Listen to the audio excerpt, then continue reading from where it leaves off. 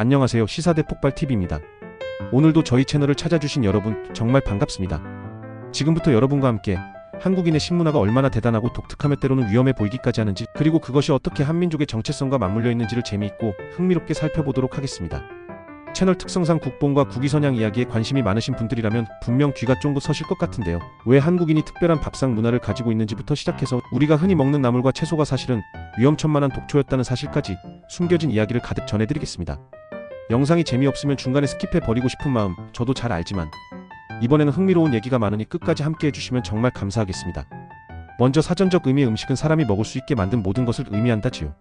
그런데 그냥 사람 입에 들어갈 수 있으면 다 음식이냐 하면 사실 그 이상의 의미가 존재합니다. 음식은 한 국가나 한 민족의 정체성을 보여주기도 합니다.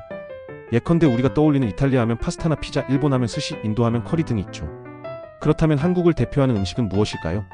너무나 많은 음식이 생각나지만 역시나 한식이라는 단어가 주는 묵직한 느낌이 있습니다. 지리적으로 중국과는 가깝지만 전혀 다른 식문화를 가졌고 불과 한두 시간 거리인 일본과도 완벽히 구별되는 독자적인 식문화가 바로 우리 한식이죠. 실제 서양을 비롯해 여러 나라의 식문화를 보면 주로 하나의 메인 요리를 중심에 놓고 한 끼 식사가 완성되는 경우가 많습니다. 스테이크 한 접시, 파스타 한 접시, 피자 한 판이면 아, 이게 오늘의 식사구나 하고 끝나잖아요. 그러다 보니 다른 메뉴를 추가해보려면 에피타이저든 디저트든 순서가 따로 마련되어 있는 시기죠. 그런데 한국은 그렇지 않습니다.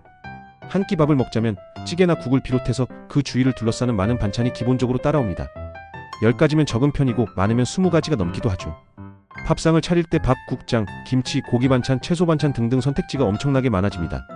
어떤 면에서 보면 먹는 사람이 자기 취향대로 골라 먹을 수 있다는 점에서 이 반찬 문화가 매우 민주적이라고도 합니다. 한 가지만 강요하지 않고 여러 선택지를 펼쳐놓으니까요.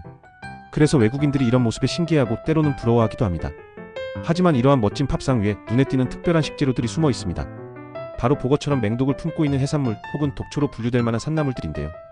외국인들이 보면 기겁하고 절대 손도 대지 않을 것 같지만 한국인들은 아예 일상적으로 즐기기까지 합니다. 대표적으로 보거를 예로 들 수 있습니다. 보거의 독성 물질인 테트로도톡신은 청산가리와 비교해도 최대 1015배 강하다고 합니다. 잘못 손질하면 입이 저릿저릿해지다가 마비가 오고 심각할 때는 질식사에 이를 수도 있지요. 그런데도 한국인들은 보거로 볶국을 끓여 먹고 톡소를 풀어줄 효과가 있다 믿어지는 미나리까지 듬뿍 넣어서 즐기죠. 물론 전문가가 손질한 보거여야만 안전합니다. 생존을 위한 지혜, 그리고 대담함이 아닐 수 없는데요. 이건 잠깐만 봐도 무시무시합니다. 그런데 우리가 즐기는 밥상에는 이런 위험한 식재료가 보거만 있는 게 아니랍니다. 한국인이 봄만 되면 즐겨 찾는 산나물 중에서도 독초가 많다는 얘기 들어보셨나요? 봄이 되면 날씨도 화창해지고 연세 지긋한 분들이 산과 들로 나들이를 가십니다. 그러면서 눈에 보이는 두릅, 고사리, 원추리, 취나물, 어수리 등등을 한가득 채집해 오시는데 이 중 상당수가 그냥 생으로는 독이 있어 먹을 수 없는 것들입니다. 그런데도 끓는 물에 데치거나 말리는 과정을 거쳐서 맛있게 반찬으로 만들어 먹어요. 고사리는 2급 발암물질인 프타클로사이드를 포함하고 있고 티아민, 비타민 B를 분해하는 성분도 가지고 있지만 물에 충분히 담가서 우려내고 삶고 말리는 과정을 거치면 안전하게 먹을 수 있습니다. 두릅 또한 줄기에 독성이 있어서 적절히 데치지 않으면 위험한데 우리가 흔히 봄철에 초장에 찍어 먹으면 참 맛있는 별미가 되죠. 원추리는 성장하면서 독성이 더 강해져서 어린 새순만 골라 데쳐 먹어야 안전하다고 합니다. 그래서 한국인들은 어릴 때가 딱 좋아 라는 식으로 어린 잎만 절묘하게 골라내서 반찬으로 만듭니다. 이렇게 듣고 있으면 정말 한국인들이 차근차근 독을 제거하는 법을 찾아내고 이걸 풍미 좋은 요리로 발전시켜왔다는 걸 느낄 수 있습니다. 사실 한국인들은 몸에 좋은 건 쓴 법이라는 말을 어릴 때부터 많이 듣고 자라서 쓰거나 매운맛에 대한 거부감이 상대적으로 적다고도 합니다. 밥상에 두릅과 취나물이 올라오면 처음에는 아니 이런 걸 먹으라고? 싶은 마음이 들지만 얼마 못 가 입이 적응해버리고 기어이 맛을 즐기게 됩니다. 이걸 보면 한국인 DNA 안에 독초를 식재료로 바꿀 만큼의 도전 정신과 창의력, 그리고 음식에 대한 끈질긴 연구심이 녹아있다고 해도 과언이 아닐 겁니다. 그렇다면 한국인들은 언제부터 이렇게 나물을 먹기 시작했을까요? 역사적으로 거슬러 올라가 보면 이미 선사시대부터 우리는 과일이나 나무뿌리 같은 자연에서 나는 식물을 채집하고 동물을 사냥하면서 살았습니다. 하지만 사냥이라는 것은 언제나 성공하기가 어렵기 때문에 일상적으로 먹을 수 있는 건 주로 식물 쪽이었죠. 거기다 한반도 지형은 70%가 산지라 밭농사를 넓은 평야에서 마음껏 하기가 쉽지 않았습니다.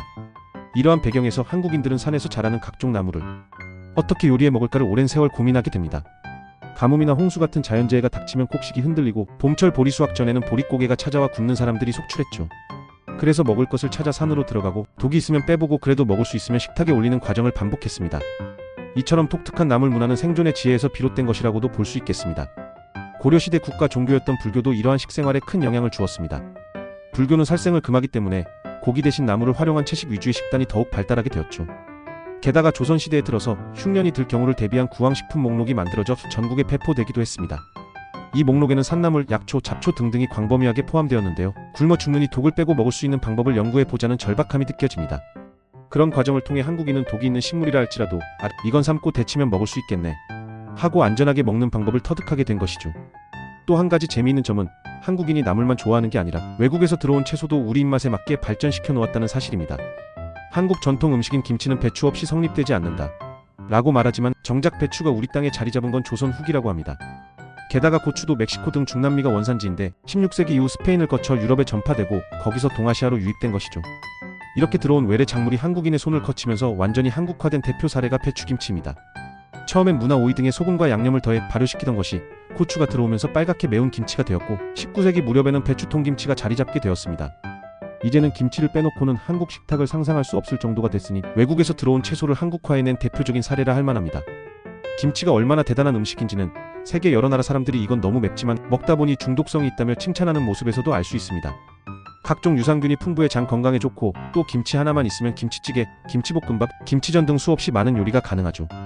이처럼 한국인은 먹을 수만 있다면 어떤 식재료든 끌어와서 독특하면서도 맛있는 음식으로 재탄생시키는 저력을 보여왔습니다. 하지만 여기서 몇 가지 주의할 점을 꼭 말씀드리고 싶습니다. 우리나라 산에 자라는 나물 가운데 사실 이거 독초 아냐? 싶을 정도로 위험한 것들이 많아요. 그렇기에 안전하게 데쳐 먹거나 말려서 먹거나 하는 지혜가 전해져 온 겁니다. 그리고 또 하나, 아무데서나 무단으로 나무를 캐가면 안 됩니다. 대부분의 산은 국유림이거나 사유림이기 때문에 무단 채취하면 숲을 훼손하는 불법 행위가 되고 법적 처벌을 받을 수 있어요. 가끔 보도되는 뉴스에 보면 봄철마다 드론을 띄워 몰래 나물 캐가는 사람들을 단속한다는 얘기가 나오는데 바로 이 때문입니다. 게다가 산에서 길을 잃는 사고도 심심찮게 일어납니다. 예를 들어 제주도에서는 고사리를 거꾸로 들어갔다가 길을 잃은 분들이 한 해에도 수십 명씩 발생하곤 하지요. 그러니 맛있는 건 좋지만 목숨을 걸 만큼 무리해서 산 깊숙이 들어가진 말자는 얘기입니다. 이렇게 한국인의 밥상에는 다채로운 반찬이 올라옵니다. 이 반찬 문화야말로 한민족의 정체성을 가장 잘 보여주는 식문화가 아닌가 싶습니다. 다양성을 존중하고 개개인 취향을 인정하며 톡초까지도 어떻게든 안전하게 만들어내는 창의성과 집요함이랄까요. 외국인들 눈에는 신기하고 때론 두려운 존재처럼 보이기도 하겠지만 우리에게는 오랜 역사와 경험에서 비롯된 지혜라는 점이 흥미롭습니다. 게다가 아예 외국에서 들어온 재료라 해도 한식을 대표하는 음식으로 승화시키는 능력을 발휘하니 정말 놀라울 따름입니다. 조금 더 얘기를 덧붙이자면 이런 나물 문화와 발효 문화가 더해져서 한국 식탁은 세계 어딜 가도 대체 불가능한 매력을 발산합니다. 김치는 물론이고 장류, 문화간장, 된장, 고추장 등과 발달해 감칠맛이 풍부하고 비빔밥처럼 온갖 나물을 한 그릇에 모아 먹는 스토리텔링이 있는 음식도 탄생했습니다. 이 모든 게 한국인의 특유의 공유와 섞음이라는 문화를 반영하고 있죠. 떡볶이 같은 길거리 음식도 보면 고추장에 떡과 어묵, 야채를 다양하게 섞어 먹는 모습을 볼 수 있고 치킨에 맥주를 곁들이는 치맥 문화도 결국엔 조합과 응용의 산물이라 할 수 있습니다. 예전엔 이런 음식들 외국인이 좋아할까? 라는 의문이 있었지만 이제는 해외에서도 김치나 한국의 전통 나물을 수입하고 싶어하는 경우가 늘고 있습니다. 다만 앞서 말했듯 한국인에게는 친숙한 나물이라 할지라도 외국의 법적 기준에서는 식용 근거가 부족하거나 톡초로 분류되어 있어 수출 자체가 어려운 현실도 있습니다. 예를 들어 곤드레나물은 중국에서 보건식품으로 등록되어 있어 식용 수출이 불가능하고 취나물은 화장품 원료로 분류되어 있어서 해외로 보내려면 엄청난 인증 절차를 밟아야만 합니다. 한국인은 그냥 끓는 물에 살짝 데쳐서 먹을 뿐인데 외국에서는 이건 위험할 수도 있는 불이야 라고 보는 거죠. 그만큼 한국인의 나물 문화가 특별하고도 체계화되어 있다는 반증이기도 합니다. 누가 그랬던가요? 배고픈 덕에 한국인은 독초라도 먹어치운다고. 물론 너무 거친 표현이긴 하지만 한민족이 오랫동안 자연환경에 적응하며 살아오면서 꽃 피운 음식 문화가 정말 대단하다는 사실엔 이견이 없을 겁니다. 가난과 흉년의 시기를 버텨내기 위해서라면 무슨 일이든 해내던 끈질긴 근성이 결국 이거 독초 같다. 그래도 혹시나 먹을 수 있지 않을까? 라는 도전을 멈추지 않게 했겠죠. 그렇게 몸에 이로운 조리법을 연구하고 여러 번 시험해가며 마침내 맛과 영양을 모두 잡아낸 음식들을 만들어냈다는 점이 참으로 자랑스럽지 않습니까? 그렇다면 앞으로 한국 식문화는 더 널리 알려질 수 있을까요? 저는 그렇다고 봅니다. 이미 한식은 세계적으로 큰 관심을 받고 있고 건강식, 발효식품, 채식 위주라는 점에서 매력을 느끼는 분들이 많습니다. 또한 한식의 특징인 다양함이 요즘처럼 개인의 취향이 중요한 시대에 점점 더 주목받을 거라 생각합니다. 밥상 위에 5만 가지가 다 올라온다 는 말이 괜히 나온 게 아니잖아요. 하나의 메인 메뉴만 먹으면 쉽게 질릴 수 있지만 한국은 수십 종의 반찬이 있으니 질릴 틈이 없습니다. 그리고 독특한 재료들을 맛있게 조리할 뿐 아니라 발효라는 강력한 기술이 있어서 한국 특유의 장맛과 김치 맛으로 전 세계인들을 사로잡을 수도 있을 거예요. 오늘은 이렇게 한국인의 식탁과 톡초 그리고 해외에서 온 채소까지도 한국화하는 대단한 이야기를 전해드렸습니다. 한국인의 밥상은 곧 우리의 역사이자 문화이고 또 정체성이기도 합니다. 알고 보면 우수한 식문화, 알면 알수록 자랑스러운 우리 한식, 앞으로도 전 세계에 더욱 떳떳이 내놓을 수 있으리라 믿습니다. 다만 톡초는 어디까지나 조심히 잘 다뤄야 한다는 점과 무단 채취나 살림, 훼손은 법적 처벌과 사고 위험이 크다는 점만 기억해 주시면 좋겠습니다. 오늘 영상 어떠셨나요?